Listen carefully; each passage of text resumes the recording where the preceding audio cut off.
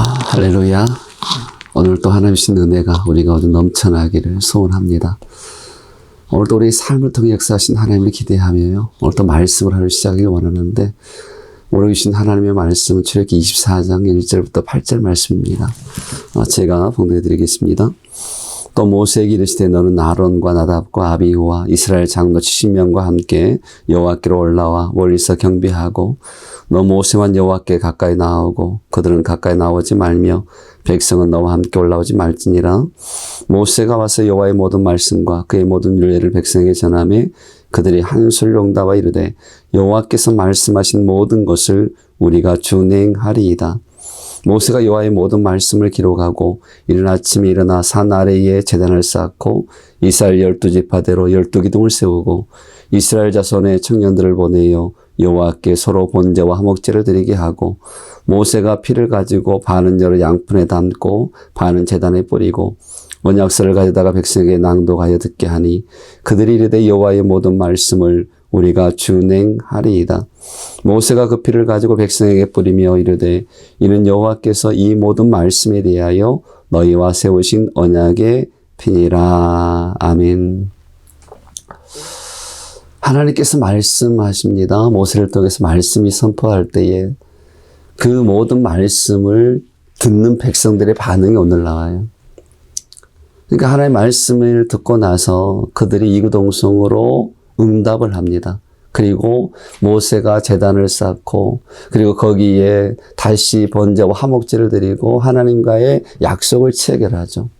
피를 뿌림으로 하나님이 우리의 왕 되심을 인정하게 되고 또한 우리는 그분의 백성이 됨을 약속을 하게 되는 거죠. 근데 하나님께서 이 말씀을 하실 때에요, 이 말씀을 율법이다라고 강요하신 적이 없어요. 그 백성들이 말씀을 듣고 나서 오늘 스스로 자진해서 하나님의 말씀대로 살겠다고 약속을 하는 거예요. 그 내용이 바로 3절인데요. 모세가 와서 여호와의 모든 말씀과 그의 모든 율례를 백성에게 전하며 그들이 한 소리로 응답하여 이르되 여호와께서 말씀하신 모든 것을 우리가 준행하리이다. 여호와께서 하신 말씀을 우리가 그대로 준행하겠습니다. 여러분 어떻게 그들이 이처럼 그 말씀 앞에 스스로 반응할 수 있을까? 여러분 이것이 하나님 나라의 특징이에요. 여러분 하나님 나라의 특징 그것은 바로 자발적인 순종이었어요. 억지가 아니었어요. 우리 주님의 삶이 그거였거든요. 겸손은 순종이에요. 교만은 반역이고 불신이고 의심이지만 겸손은 바로 순종으로 이어져요. 우리 주님, 우리 하나님 우리 그랬어요. 우리 하나님은요 한 번도 자신의 권리를 주장하신 적이 없어요. 모든 만물을 주관하시고 천지 만물을 창조하신 하나님에도 불구하고 우리 하나님은요 천사를 동원해서 우리에게 세를 바치라 하신 적이 없어요. 우리 하나님 우리에게 어떤 헌신도 어떤 강제를 요구하신 적이 없어요. 예수님께서 예루살렘 올라가실 때에 그는요 자신의 권위를 나타내기 위해서 자신의 힘을 드러내기 위해서 큰 백마를 타지 않으셨어요. 어린 아기 새끼를 타셨어요. 그것도 빌려온 아기 새끼. 우리 주님은 마지막에 십자가를 지기까지 그의 삶 뭐예요? 순종이었어요. 자발적인 순종. 얼마든지 거부할 수가 있었어요. 어찌하여 하나님 나를 버리시나이까 이런 고통을 알면도 불구하고 그 십자가의 모든 고통과 아픔을 아심에도 불구하고 우리 주님은 끝까지 주님 하나님 나의 뜻대로 마시고 아버지의 뜻대로 되기를 원한다는 그 순종, 그것이 바로 우리 주님의 순종이셨어요. 하나님 지금도 우리에게 말씀하시는 거예요. 강제가 아니라 억지가 아니라 자발적인 순종. 왜요? 믿음은 반응이니까. 여러분 믿음의 반응이 뭐예요? 바로 순종이거든요. 그 자발적인 순종이 바로 믿음인 거죠. 하나님의 말씀 앞에 우리가 자발적으로 순종으로 나아갈 때 하나님은 그 말씀대로 이루어 가시는 하나님이에요. 그러면 오늘 이 백성들이 그 말씀 앞에 자발적으로 순종했다는 것이 얼마나 감사한지 몰라요. 그들은요 자발적인 순종을 선택했어요. 강제가 아니었어요. 억제가 아니었어요. 그러면 어떻게 이들이 좀 자발적으로 순종할 수 있었을까? 원래 선한 백성이었으니까? 아니면 알게 모르게 억압이 있었으니까? 아니면 우리가 뭐 사회적인 공동체에서 있으니까 내가 이 말을 지키지 않으면 생계 위험이 있으니까 물론 그럴 수 있겠죠. 그러나 이들이 하나님의 말씀에 순종했던 이 자발적 순종은 그런 부분과는 달랐어요. 이들이 순종은 바로 하나님의 사랑에서 시작돼요. 지금까지 받았던 그 하나님의 사랑, 그 하나님의 사랑은 우리를 순종하게 만들어요. 여러분, 가정에서도 자녀들이 곁나가고 방황할 때가 언제냐? 부모의 사랑을 받지 못한다고 느낄 때예요. 그래서 결손 가정에 문제가 생기는 것은 바로 사랑 때문이거든요. 그러나 아무리 방황하는 아이라 할지라도, 아무리 까칠한 아이라 할지라도 요 부모의 사랑을 알게 되면 부모의 말씀에 순종할 수밖에 없는 것처럼 하나님의 사랑을 아는 자, 하나님의 크신 하나님의 사랑을 경험하게 되면 우리는 강제가 아니라 억지가 아니라 의무가 아니라 자발적인 순종의 삶을 살 수가 있는 거예요. 그래서 그 사랑 앞에서 고백하는 거예요. 하나님, 우리가 하나님의 말씀대로 살겠습니다. 하나님의 은혜를 기억하는 자는 순종의 삶을 살게 되죠. 그러나 하나님의 은혜를 잊어버리게 되면 결국은 내 생각, 내 경험으로 살 수밖에 없어요. 오늘도 우리의 삶이 하나님의 은혜로 시작하고 하나님의 은혜 가운데 거하고 그리고 하나님의 은혜로 하루를 살았다고 하는 고백이 우리의 삶의 고백이 될 수 있기를 저는 간절히 원합니다. 무엇보다 중요한 것은 뭐냐면 하나님의 말씀 앞에 선 우리의 모습이에요. 이들이 어떻게 하나님의 말씀 앞에 아멘으로 순종한다고 자발적 순종을 약속할 수 있었을까? 그것은 하나님의 말씀을 하나님의 말씀으로 인정했기 때문에 그래요. 내게 들려준 이 하나님의 말씀, 이 말씀은 하나님의 말씀이라는 이 고백이에요. 그렇기 때문에 그 말씀 앞엔 아멘할 수밖에 없는 거죠. 순종할 수밖에 없는 거예요. 고린도후서 1장 18절 이하에 보면 이런 말씀이 있어요. 신약성경 고린도후서 1장 18절부터 보면 하나님은 미쁘시니라 우리가 너희에게 한 말은 예하고 아니라 함이 없노라.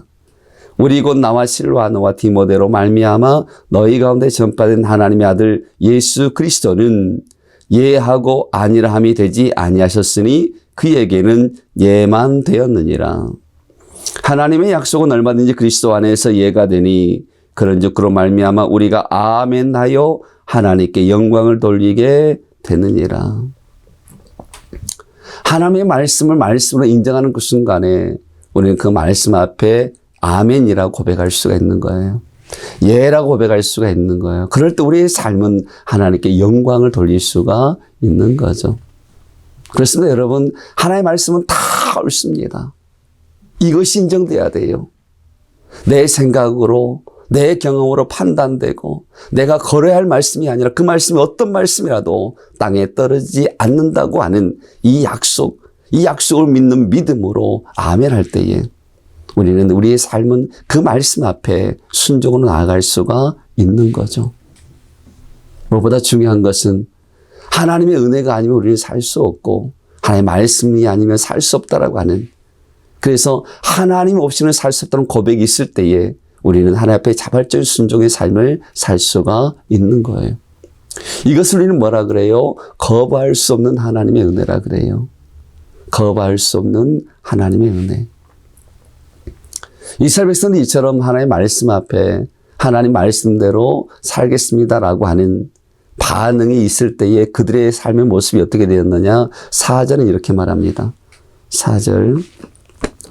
제가 출애굽기 24장 4절 말씀을 다시 한번 읽어드리겠습니다. 모세가 여호와의 모든 말씀을 기록하고 이른 아침에 일어나 산 아래에 제단을 쌓고 이스라엘 12지파로 12기둥을 세우고, 그들의 믿음의 반응의 제일 먼저가 뭐냐? 바로 제단을 쌓는 거였어요. 제단을 쌓는 것. 하나님의 은혜 아래 있는 자, 하나님의 말씀을 말씀으로 인정하고 나는 하나님의 은혜가 아니면 살 수 없다고 고백하는 자들의 삶의 제일 먼저의 반응이 뭐냐면 바로 제단을 쌓는 거예요. 제단은 바로 예배 드린다는 거죠. 그리고 그들은 그 가운데 기둥을 세웠어요. 그 기둥은 언약의 기둥이에요. 하나님 이 약속을 지키겠다고 하는 그 약속의 기둥. 그런데 이 기둥이 언제 무너졌느냐? 솔로몬 이후 나라가 남부로 갈라질 때에 나라만 갈라진 것이 아니라요. 그들의 신앙 또한 변질되어 버렸어요. 그래서 10개의 기둥이 무너져 버리죠. 사랑하는 성도 여러분, 우리의 삶의 반은 그것이 바로 제단을 쌓는 예배가 되고 그 예배가 하나님과 약속 안에 가는, 다시 한번 하나님과의 약속을 붙들고 그 말씀대로 살기 위한 몸부림이 우리 예배가 될 수 있기를 간절히 소원합니다. 그리고 그들이 제단을 쌓은 후에 또한 제물에 피를 뿌림으로 언약을 세워요. 자, 6절부터 8절 말씀 보면 모세가 피를 가지고 반은 여러 양품에 담고 반은 제단에 뿌리고 언약서를 가져다가 백성에 낭독하여 듣게 하니 그들이 이르되 여호와의 모든 말씀 우리가 준행하리이다. 피를 가지고 가서 언약을 체결해요. 언약은 생명을 건 언약이에요. 이 언약을 지키게 되면 하나님은 생명을 가까이 지켜주시고 그렇지 아니하면 그 생명이 하나님의 손에 있음을 약속하는 거죠. 그러면 사랑하는 성도 여러분, 저와 여러분은 예수 그리스도 피로 말미암아 하나님과의 언약을 맺은 백성들이에요. 언약 안에 들어간 하나님의 자녀들이에요. 그러므로 어떤 일이 있어도 저와 여러분의 삶은요, 하나님의 말씀을 떠나서는 안 되는 거예요. 하나님의 말씀 안에 있을 때에 우리는 그 언약 안에 거하게 되는 거예요. 왜냐? 여전히 우리 하나님의 말씀대로 이루신 하나님이시니까. 우리 하나님 말씀으로 찾아오시고 오늘 또 말씀으로 인도하시고 오늘 또 그 말씀을 통해서 우리의 삶을 이끌어 가신 하나님이시니까 그래요. 그 하나님은 절대로 말씀을 버리신 적이 없어요. 그 하나님의 말씀은 하늘 땅에 떨어진 적이 없어요. 그 하나님은 신실하신 하나님이세요. 오늘도 우리 삶 가운데 내게 주신 약속들을 이루어 가신 하나님이 오늘 또 우리의 삶을 인도해 가십니다. 그러므로 사무엘이 사울 왕에게 이런 말로 권면을 해요. 사무엘상 15장 29절 이에 보면 이런 말씀이 있어요. 사무엘상 15장 29절 이런 말씀이 있습니다. 이스라엘의 시존자는 거짓이나 병기함이 없으리시니 그는 사람이 아니심으로 결코 병기하지 않으십니다 하니. 지금 사무엘이 사울에게 말하는 거, 하나님의 말씀 땅에 떨어지지 않는다. 하나님 말씀하신 것을 절대로 변개치 않는 하나님이다. 신실하신 하나님이다. 그 하나님 말씀대로 지키는 것이 바로 복이다 라고 말씀하시는 거예요. 그러면 이어서 사무엘이 이렇게 말합니다. 15장 22절부터 23절에 보면 이렇게 말씀하셨죠. 미리 이는 사무엘이 이르되 여호와께서 번제와 다른 제사를 그의 목소리를 청종하는 것을 좋아하신과 같이 좋아하시겠나이까? 순종이 제사보다 낫고 듣는 것이 순양의 기름보다 나으니 이는 거여가는 것은 점치는 죄와 같고 완고한 것은 사신 우상에게 절하는 죄와 같음이라. 왕이 여호와의 말씀을 버렸으므로 여호와께서도 왕을 버려 왕이 되지 못하게 하셨나이다. 완고한 것은 당신의 그 고집은, 당신의 그 생각은 뭐예요? 사신 우상에게 절하는 죄와 같다라고 하는 거예요. 우리 하나님 원하시는 것은 그거죠.